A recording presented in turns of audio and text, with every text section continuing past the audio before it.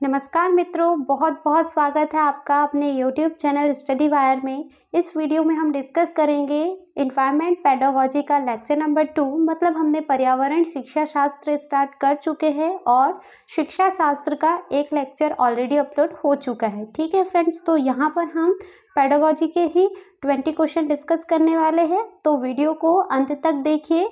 ठीक है, पेडागोजी में इसी टाइप के क्वेश्चंस आते हैं, तो पेडागोजी का जो डिस्कशन है वो बहुत ही ज़्यादा ज़रूरी है।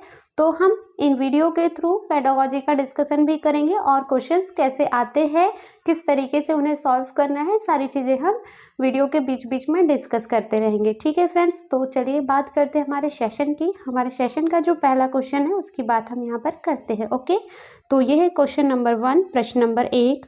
पर्यावरण शिक्षा में समस्या समाधान विधि का गुण है। ठीक है, पर्यावरण शिक्षा में समस्या समाधान विधि का गुण है। मतलब पर्यावरण शिक्षा में बहुत सारी विधि है, खेल विधि है, समस्या समाधान विधि है, अन्वेषण विधि है, बहुत सारी विधि है। तो एक विधि है समस्या समाधान विधि, उसका गुण हमसे पूछा गया है। ठीक है, तो ऑप्शन नंबर ए लक्ष्य केंद्रित विधि है। क्या समस्या समाधान विधि लक्ष्य केंद्रित विधि है? ऑप्शन नंबर बी रचनात्मक विधि है। ऑप्शन नंबर सी चयनात्मक विधि है, या उपरोक्त में से कोई भी नहीं है। मतलब अगर हम बात करें समस्या समाधान विधि के गुण की, तो लक्ष्य केंद्रित विधि है, सृजनात्मक विधि है, चयनात्मक विधि है। तो हमको यहाँ पर बताना है कि समस्या समाधान विधि कैसी विधि है। तो अगर बात करते हैं हम, तो देखिए समस्या समाधान विधि के जो गुण है वो लक्ष्य केंद्रित भी होता है, क्योंकि देखिए समस्या समाधान विधि के अंतर्गत एक विशेष लक्ष्य होता है, एक विशेष समस्या होती है जो हमारा लक्ष्य होती है और उसको सॉल्व करना हमारा मोटो होता है। ठीक है, तो मतलब अगर बात करें तो ये इसका गुण है। ऑप्शन नंबर बी सृजनात्मक विधि, तो ये भी इसका गुण है, क्योंकि समस्या समाधान करने के लिए हमें सृजनात्मक सोच का विकास करना पड़ता है। मतलब कुछ नया करने की सोचना पड़ता है, तो ये सृजनात्मक विधि का भी ये गुण है। ठीक है, और चयनात्मक विधि मतलब हम स्पेशल अगर कोई भी समस्या है तो उसके प्रति या उसे निपटने के लिए हम क्या करेंगे, चयन करेंगे किसी न किसी सॉल्यूशन का। तो चयनात्मक विधि यानी कि तीनों के तीनों गुण क्या है समस्या समाधान विधि के हमारे सही है। तो यहाँ पर हमारा आंसर क्या आ जाएगा फ्रेंड्स? उपरोक्त सभी। ओके, क्या आ जाएगा? उपरोक्त सभी। चलिए बात करते हैं अगले प्रश्न की। ओके, ये जो है हमारा अगला प्रश्न, उसकी बात करते हैं। पर्यावरण शिक्षा के उद्देश्यों की प्राप्ति के लिए पाठ्यचर्या किन बातों पर आधारित होनी चाहिए? जो पर्यावरण शिक्षा है उसके उद्देश्यों की प्राप्ति के लिए पाठ्यचर्या किन बातों पर आधारित होनी चाहिए? पाठ्यचर्या मतलब जो हमारा पाठ्य की चर्या होती है, यानी कि जो भी हम पढ़ाते हैं तो वो किस तरीके से हमें कौन सा बेस उसका होना चाहिए, वो हमें पूछा गया है और हमें पर्यावरण शिक्षा के उद्देश्यों को भी प्राप्त करना है। ठीक है, तो ऑप्शन नंबर ए पर्यावरण के विषय में अधिगम, पर्यावरण के द्वारा अधिगम और पर्यावरण के लिए अधिगम। ठीक है फ्रेंड्स, तो यहाँ पर हम अगर बात करें तो जो है पर्यावरण शिक्षा के उद्देश्यों की प्राप्ति के लिए पाठ्यचर्या किन बातों पर आधारित होना चाहिए, बहुत ही मोस्ट इंपॉर्टेंट क्वेश्चन है और बहुत मतलब कहना चाहिए बहुत ही अच्छा क्वेश्चन है ये। ठीक है, तो पर्यावरण के विषय में अधिगम, पर्यावरण के द्वारा अधिगम और पर्यावरण के लिए अधिगम। तो फ्रेंड्स यहाँ पर अगर बात करेंगे तो पाठ्यचर्या जो है वो निम्न बातों पर यानी कि तीनों की तीनों बातों पर आधारित होना चाहिए, क्योंकि अगर हम पर्यावरण का अध्ययन कर रहे हैं तो पर्यावरण विषय के विषय में भी अधिगम करेंगे, हम पर्यावरण के द्वारा भी अधिगम करेंगे और पर्यावरण के लिए ही अधिगम करेंगे। ठीक है, और एक मनोवैज्ञानिक है, उन्होंने ये भी कहा है कि शिक्षा जो है, ठीक है, यहाँ पर एक शब्द मतलब यहाँ पर आया है पर्यावरण शब्द, परंतु एक जो मनोवैज्ञानिक है उन्होंने एक बहुत ही अच्छी सी परिभाषा दी है। ठीक है, वो मैंने अपनी चाइल्ड डेवलपमेंट एंड पेडागोजी में डिस्कस की है उनकी परिभाषा का, मतलब डिस्कशन किया है उनकी परिभाषा का। तो अभी थोड़ी देर बाद में मुझे उनका नेम याद आएगा तो मैं बिल्कुल बता दूंगी। तो उन्होंने ये कहा था कि शिक्षा जो है वो मनुष्यों के लिए, मनुष्यों के द्वारा और मनुष्य के लिए ही की जाने वाली क्या है, एक ऐसी प्रक्रिया है। मतलब शिक्षा क्या है, मनुष्यों के लिए, मनुष्यों के द्वारा एवं मनुष्यों के लिए ही की जाने वाली क्या है, प्रक्रिया है। ठीक है, तो वैसे ही पर्यावरण क्या है, पर्यावरण के विषय में, पर्यावरण के द्वारा और पर्यावरण के लिए अधिगम है। ठीक है, तो हम यहाँ पर बात करेंगे उपरोक्त सभी आ जाएगा हमारा आंसर। ओके फ्रेंड्स, क्या आ जाएगा? उपरोक्त सभी। चलिए बढ़ते अगले प्रश्न की ओर। पेडागोजी के जो प्रश्न होते हैं उसमें ज़्यादा कुछ डिस्कशन होता है फ्रेंड्स, क्योंकि बहुत ही ज़्यादा ज़रूरी होता है ये डिस्कशन। ठीक है, पर्यावरण अध्ययन के पाठ्यपुस्तक में पहेलियाँ शामिल करने का निम्नलिखित में से कौन सा उद्देश्य नहीं है। ठीक है, पहेलियाँ जो शामिल होती है, ठीक है, जगमग, मतलब बहुत सारी पहेलियाँ जो है, अगर आपने एनसीईआरटी पढ़ी होगी, पहली से 5वीं तक की भी अगर आपने पढ़ी होगी, तो पर्यावरण अध्ययन के पाठ्यपुस्तक में पहेलियाँ शामिल करने का निम्नलिखित में से कौन सा उद्देश्य नहीं है बोला है। हमें ये याद रखना है कि उद्देश्य नहीं है, ये बोला गया है। ठीक है, ऑप्शन नंबर ए, बच्चों के मस्तिष्क को भ्रमित करना और उन्हें इस भ्रम का आनंद उठाने देना। ठीक है, मतलब हम बच्चों के मन को क्या भ्रमित करेंगे और उनके इस भ्रम का हम आनंद उठाएंगे, क्या ये उद्देश्य नहीं है। या ऑप्शन नंबर बी, सृजनात्मक चिंतन की योग्यता और उत्सुकता का विकास करना। ठीक है, ये तो उद्देश्य है, क्योंकि अगर हम पहेलियाँ देंगे बच्चों को सॉल्व करने के लिए तो उनके अंतर्गत मुख्यतः जो है क्रिएटिविटी, जो थिंकिंग है वो डेवलप होगी। ठीक है, और उत्सुकता, ठीक है, इंटरेस्ट भी उनमें बढ़ेगा, उत्सुकता बढ़ेगी। ठीक है, तो ये इसका गुण है, परंतु हमें नहीं वाला पूछा गया है, यानी उद्देश्य नहीं है वाला पूछा गया। ऑप्शन नंबर सी, बच्चों में आलोचनात्मक चिंतन शक्ति विकसित करना। बच्चों में आलोचनात्मक चिंतन शक्ति विकसित करना। ठीक है, मतलब आलोचनात्मक चिंतन शक्ति विकसित करने का गुण है या नहीं है। तो बिल्कुल हम अगर कोई भी कहना चाहिए कि अगर हम कोई भी पहेलियाँ दी जाए बच्चों को, तो वो बहुत सारे मतलब उस चारों तरफ से उसे सोचते हैं कि क्या ऐसा होगा कि ऐसा होगा, मतलब उनमें चिंतन की शक्ति का क्या होता है, विकास होता है। तो ये भी उसका उद्देश्य होगा ही होगा। बच्चों में तर्कना शक्ति का विकास करना, यानी कि अगर रीजनिंग टाइप से सोचे, तर्कन रूप से सोचे, तर्क लगाते हैं, तो इसका भी विकास पहेलियों के थ्रू होता ही होता है। तो ये तीनों उद्देश्य है, और उद्देश्य कौन सा नहीं है, बच्चों के मस्तिष्क को भ्रमित करना और उन्हें इस भ्रम का आनंद उठाने देना। ये क्या है, हमारे पहेलियाँ देने का उद्देश्य नहीं है। ठीक है फ्रेंड्स, तो ये हो गया हमारा आंसर, ऑप्शन नंबर ए। बात करेंगे अगले प्रश्न की। Okay, so this is our question number 4। विश्व पर्यावरण दिवस किस तिथि को मनाया जाता है। तो फ्रेंड्स, हमको पता है, बहुत ही सिंपल सा क्वेश्चन है, बहुत दिनों से हम पढ़ रहे हैं। विश्व पर्यावरण दिवस किस तिथि को मनाया जाता है। ठीक है, तो 5 जून को क्या मनाया जाता है, विश्व पर्यावरण दिवस मनाया जाता है। ठीक है, बात करेंगे अगले प्रश्न की। पर्यावरण शिक्षा किन कारणों से आवश्यक है। ठीक है, पर्यावरण शिक्षा किन कारणों से आवश्यक है, कौन से ऐसे कारण हैं जिसके लिए पर्यावरण शिक्षा आवश्यक है। ठीक है फ्रेंड्स, तो बात करेंगे पर्यावरण संबंधित संपूर्ण जानकारी के लिए पर्यावरण के सांस्कृतिक आधारों की पहचान हेतु ए और बी दोनों, और उपरोक्त में से कोई नहीं। पर्यावरण शिक्षा किन कारणों से आवश्यक है, पर्यावरण संबंधित संपूर्ण जानकारी के लिए, पर्यावरण के सांस्कृतिक आधारों की पहचान हेतु, और ए और बी दोनों। तो फ्रेंड्स, अगर हम बात करेंगे कि कारण अगर देखते हैं हम, तो संबंधित पर्यावरण के संबंध में संपूर्ण जानकारी के लिए भी बहुत ही आवश्यक है पर्यावरण, और पर्यावरण के सांस्कृतिक आधारों की पहचान करने हेतु भी पर्यावरण की शिक्षा हमारे लिए बहुत ही ज़्यादा आवश्यक है। तो यहाँ पर हमारा क्या हो जाएगा friends, answer option number C, ये दोनों। ठीक है, अगर हम बात करते हैं अब अगले प्रश्न की। ठीक है, अगला जो प्रश्न है, ओके, ये है हमारा प्रश्न नंबर 6। ठीक है, विश्व वन्यजीव कोष की स्थापना किस वर्ष की गई थी। विश्व वन्यजीव कोष की स्थापना किस वर्ष की गई थी। वन्यजीव कोष की स्थापना किस वर्ष की गई थी, ये आपका जीके का क्वेश्चन है, तो बहुत ही इंपॉर्टेंट है, ये भी हम बात कर लेते हैं। विश्व वन्यजीव कोष की स्थापना किस वर्ष की गई थी। ऑप्शन नंबर ए 1960 में, ऑप्शन नंबर बी 1961 में, ऑप्शन नंबर सी 1962 में, ऑप्शन नंबर डी 1964 में। ठीक है, तो अगर हम बात करेंगे विश्व वन्यजीव कोष की जो स्थापना है वो किस वर्ष की गई थी, तो वो हुई थी फ्रेंड्स हमारे 1961 में। ठीक है, 1961 में हुई थी विश्व वन्यजीव कोष की स्थापना। 1964 में हुई थी कोठारी आयोग। ये थोड़ा सा यहाँ पर एक सन आया है, तो याद भी रख लीजिए, कोठारी आयोग। ठीक है, कोठारी आयोग जो था वो कब आया था, 1964 में आया था, और 1961 में क्या हुई थी, विश्व वन्यजीव कोष की स्थापना हुई थी। ठीक है, अब बात करते हैं अगले प्रश्न की। ये प्रश्न नंबर 7, भारत में पर्यावरण सुरक्षा अधिनियम किस वर्ष अस्तित्व में आया। ठीक है, भारत में पर्यावरण सुरक्षा अधिनियम किस वर्ष अस्तित्व में आया। ठीक है, तो पर्यावरण सुरक्षा अधिनियम किस वर्ष में आया। ऑप्शन नंबर ए 1984 में, ऑप्शन नंबर बी 1985 में, ऑप्शन नंबर सी 1986 में, ऑप्शन नंबर डी 1987 में। तो फ्रेंड्स, यहाँ पर हमारा जो आंसर आएगा भारत में पर्यावरण सुरक्षा अधिनियम 1986 में आया, ठीक है, नई शिक्षा नीति के टाइम पर 1986 में, ठीक है। तो भारत में पर्यावरण सुरक्षा अधिनियम सन 1986 में आया, शिक्षा नीति भी 1986 में आई थी, ठीक है। हम तो यहाँ पर थोड़ा सा लिख भी देते हैं, ठीक है। ओके, शिक्षा नीति, नई शिक्षा नीति जिसे कहते हैं, वो भी आई थी हमारी 1986 के अंतर्गत, ठीक है। अब बात करेंगे अगले प्रश्न की।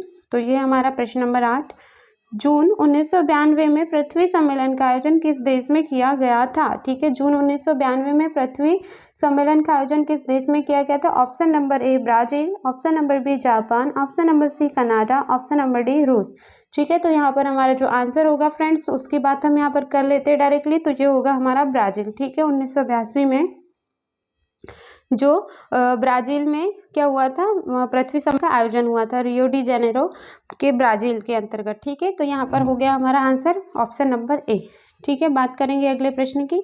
ये हमारा प्रश्न नंबर 9 पर्यावरण शिक्षा के क्षेत्र है, ठीक है। पर्यावरण शिक्षा के क्षेत्र है, ऑप्शन नंबर ए भोजन एवं पोषण, ऑप्शन नंबर बी जनसंख्या एवं पर्यावरण, ऑप्शन नंबर सी जनसंख्या विस्फोट, ऑप्शन नंबर डी यह सभी।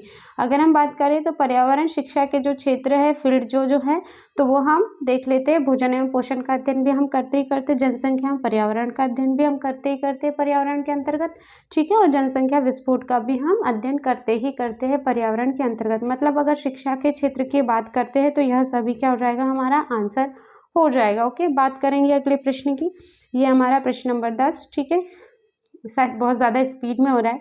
किस शिक्षा आयोग ने भारत में पर्यावरण शिक्षा को औपचारिक धारा से जोड़ने की सिफारिश की थी, ठीक है। किस शिक्षा आयोग ने भारत में पर्यावरण शिक्षा को औपचारिक धारा से जोड़ने की सिफारिश की गई थी, ठीक है।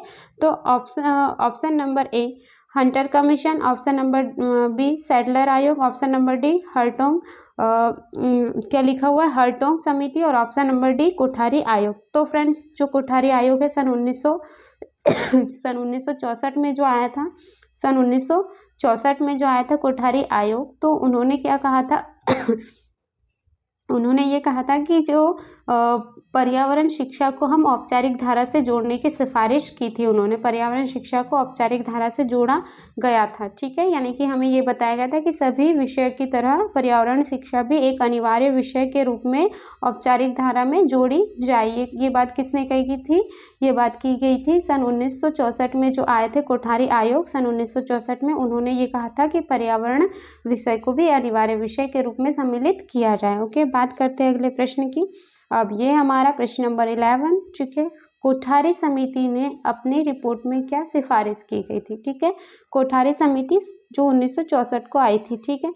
कोठारी समिति ने अपनी रिपोर्ट में क्या सिफारिश की गई थी वो हमको बताना है, ठीक है।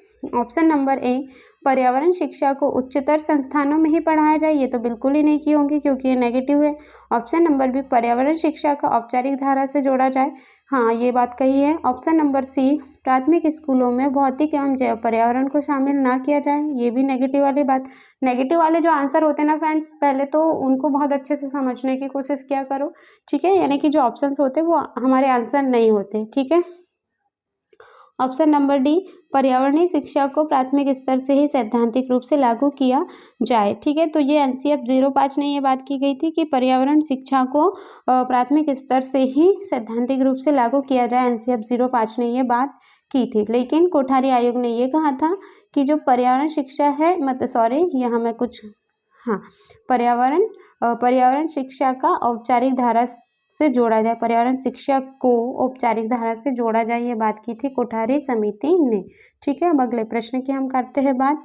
ये हमारा अगला प्रश्न, ठीक है, बहुत ही इंपॉर्टेंट है। प्रश्न नंबर 12 बेसिक शिक्षा के लिए सर्वप्रथम किसने आंदोलन छेड़ा था, ठीक है। बेसिक शिक्षा के लिए सर्वप्रथम किसने आंदोलन छेड़ा था, मतलब कौन ऐसे महापुरुष थे जिन्होंने बेसिक शिक्षा के लिए आंदोलन छेड़ा था। Option number A Mahatma Gandhi, option number B Jawaharlal Nehru, option number C Madan Mohan Malaviya, option number D Annie Besant, ठीक है। तो फ्रेंड्स जैसा कि आप लोगों को पता है कि बेसिक शिक्षा पर बल देने वाले हमारे थे महात्मा गांधी, ठीक है। मतलब जो महापुरुष थे, हमारे राष्ट्रपिता थे, वो थे महात्मा गांधी। उन्होंने सबसे ज़्यादा बेसिक शिक्षा पर बल दिया था, ठीक है। अब हम बात करते हैं अगले प्रश्न की। यस, बेसिक शिक्षा हेतु नितांत आवश्यक बातें थी। ठीक है, बेसिक शिक्षा जो है उनके लिए, उसके लिए क्या नितांत बातें आवश्यक थी? ऑप्शन नंबर ए शिक्षा में उपार्जनीय क्रियाशीलता, ऑप्शन नंबर बी स्कूल एवं स्थानीय समुदाय के बीच संपर्क, ऑप्शन नंबर सी ए और बी दोनों, ऑप्शन नंबर डी उपरोक्त में से कोई नहीं। तो फ्रेंड्स अगर हम बात करें तो देखिए बेसिक शिक्षा के अंतर्गत ये होता है कि भाई व्यक्ति को ऐसी मतलब कहना चाहिए कि ऐसी शिक्षा दी जानी चाहिए, किसी भी व्यक्ति को ऐसी शिक्षा दी जानी चाहिए जिससे वो अपने जीविका का उपार्जन भी कर सके और एक अच्छा मनुष्य भी बन सके। ठीक है, ये था बेसिक शिक्षा का मुख्य उद्देश्य। भाई अपनी जीविका का उपार्जन उसने करना चाहिए, उसे इस काबिल बना देना चाहिए। किसने? शिक्षा ने। ऐसी शिक्षा होना चाहिए। ठीक है, मतलब अगर हम बात करेंगे यहाँ ऑप्शंस की, शिक्षा में उपार्जनीय क्रियाशीलता होनी चाहिए। ठीक है, और ऑप्शन नंबर बी स्कूल एवं स्थानीय समुदाय के बीच का जो संपर्क है, यानी कि देखिए अगर हम जो हमारा स्कूल है, जो हमारी शिक्षा है, उससे हम हमारे रियल लाइफ से कनेक्ट करेंगे तो बहुत ही ज़्यादा वो हमारे लिए उपयोगी होगी। ठीक है, तो ये दोनों की दोनों बातें बेसिक शिक्षा के लिए आवश्यक थी। मतलब ऑप्शन नंबर ए और बी दोनों ही हमारे क्या है फ्रेंड्स? सही है। ठीक है, अब बात करते हैं अगले प्रश्न की। यह हमारा अगला प्रश्न, प्रश्न नंबर 14, शिक्षा पर राष्ट्रीय नीति कब बनी थी? ठीक है, शिक्षा पर राष्ट्रीय नीति कब बनी थी अगर उसकी बात करेंगे, ऑप्शन नंबर ए 1985 में, ऑप्शन नंबर बी 1986 में, ऑप्शन नंबर सी 1987 में, ऑप्शन नंबर डी 1988 में। ठीक है, शिक्षा पर राष्ट्रीय नीति कब बनी थी? बहुत ही ज़्यादा इंपॉर्टेंट क्वेश्चन है। तो सन 1986 में शिक्षा पर क्या बनी थी? राष्ट्रीय नीति बनी थी। और भी हमने इससे संबंधित एक प्रश्न पढ़ा था, पर्यावरण सुरक्षा अधिनियम। ओके, सही है। ठीक है, मतलब कि भारत में पर्यावरण सुरक्षा अधिनियम, पर्यावरण सुरक्षा अधिनियम की अगर बात करें तो ये भी कब आया था? सन 1986 में ही आया था। और शिक्षा पर राष्ट्रीय नीति भी कब आई थी? सन 1986 में ही आई थी। ठीक है फ्रेंड्स, तो आई थिंक ये हो गया हमारा क्वेश्चन नंबर 14। अब बात करेंगे अगले प्रश्न की। ये है हमारा क्वेश्चन नंबर 15। ठीक है, राष्ट्रीय शिक्षा आयोग कोठारी आयोग की सिफारिश किस वर्ष क्रियान्वित हुई थी? राष्ट्रीय शिक्षा आयोग कोठारी आयोग की सिफारिशें किस वर्ष क्रियान्वित की गई थी? मतलब कौन से वर्ष में कोठारी आयोग की सिफारिशें क्रियान्वित की गई थी? ठीक है, तो ऑप्शन नंबर ए 1975 में, ऑप्शन नंबर बी 1976 में, ऑप्शन नंबर सी 1977 में, ऑप्शन नंबर डी 1978 में। ठीक है, तो यहाँ पर अगर सही आंसर की बात करेंगे तो हमारा आंसर है ऑप्शन नंबर सी, सन 1977 में। ठीक है, सन 1977 में राष्ट्रीय शिक्षा आयोग कोठारी आयोग की सिफारिशें क्रियान्वित की गई थी। ठीक है फ्रेंड्स, अब बात करते हैं हम अगले प्रश्न की। यह हमारा प्रश्न नंबर 16, NCERT की पाठ्यपुस्तकों में पर्यावरण अध्ययन को उच्च प्राथमिकता और स्थान दिया गया है। ठीक है, NCERT की पाठ्यपुस्तकों में पर्यावरण अध्ययन को उच्च प्राथमिकता और स्थान दिया गया है।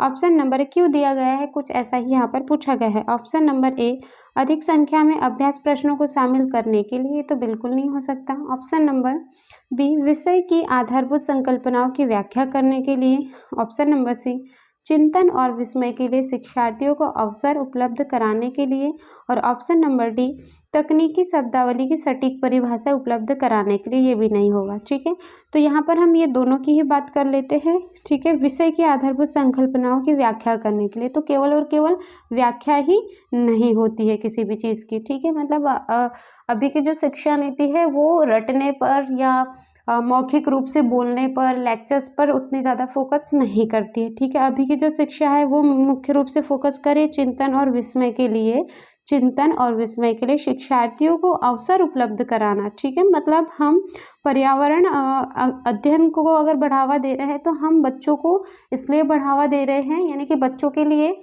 पर्यावरण अध्ययन को इसलिए बढ़ावा दे रहे ताकि वो अपनी लाइफ में कुछ सोच सके, मतलब चिंतन कर सके। वो ये सोच सके कि जब ट्रेन चलती है तो पेड़ पीछे की ओर क्यों भागते हैं, क्यों हमें दिखाई देते हैं। ये तो साइंस हो गया, पर ये भी हमारा पर्यावरण से ही कनेक्ट है कहीं ना कहीं। ठीक है, तो चिंतन और विस्मय के लिए शिक्षार्थियों को अवसर उपलब्ध कराने का चैलेंज कौन सा विषय लेता है? पर्यावरण लेता है। सभी विषय में होता है, परंतु पर्यावरण के अंतर्गत भी होता है। ठीक है फ्रेंड्स, तो अब तक आपको ये आंसर समझ में आ गया होगा। ठीक है, ओके, ये है हमारा प्रश्न नंबर प्रश्न नंबर 17, पर्यावरण शिक्षण मानव के चारों ओर व्याप्त जीवित तथा भौतिक पर्यावरण का शिक्षण है। ठीक है, पर्यावरण शिक्षण मानव के चारों ओर व्याप्त जीवित और भौतिक पर्यावरण का शिक्षण है। ठीक है, तो ये जो कथन है ये किस विद्वान का है ये हमको बताना है, मतलब एक परिभाषा टाइप की कुछ दी हुई है। Option number A Chapman Taylor, option number B Odum, option number C Robinson, option number D Faulkner. ठीक है, फॉल्कनर। तो हमें बताना है यहाँ पे कि पर्यावरण शिक्षण मानव के चारों ओर व्याप्त जीवित तथा भौतिक पर्यावरण का शिक्षण है, यह कथन है ओडम का। ठीक है, तो आप थोड़ी सी ये परिभाषा भी याद रख लीजिएगा, इंपॉर्टेंट है। यहाँ पर दो चीज़ें याद रखिएगा कि मानव के चारों ओर व्याप्त जीवित और भौतिक पर्यावरण का शिक्षण है। ठीक है, ये कथन है ओडम का। अब बात करते हैं अगले प्रश्न की, ये है हमारा प्रश्न नंबर 18। पर्यावरण शिक्षा किसके प्रबंधन का महत्वपूर्ण पक्ष माना गया है?